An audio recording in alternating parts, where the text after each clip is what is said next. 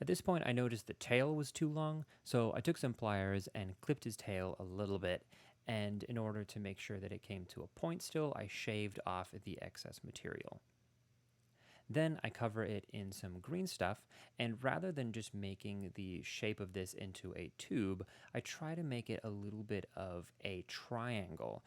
With that, the body was mostly finished, and it was time to add the head. So I just take a big wad of green stuff and stick it to the front and loosely place where I want the head to be.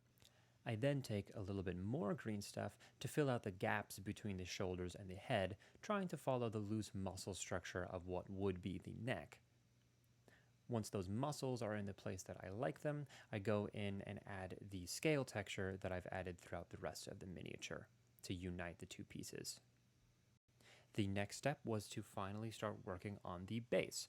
I take this large piece of foam to act as a large slab of stone that I then cut into shape onto half of the base because the base was a little bit too small for the dragon.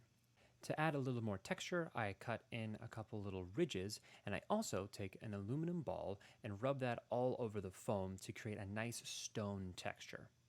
To attach it onto the base, I actually covered all of the foam in a varnish. I had a gloss varnish on hand, and this way I could actually use super glue to add it onto the base without the super glue just eating away at the foam because it now had this protective layer over top of it. But be careful using super glue and foam because it will eat away at it, and I assume that the chemical reaction and the toxins or whatever is probably not good to breathe in.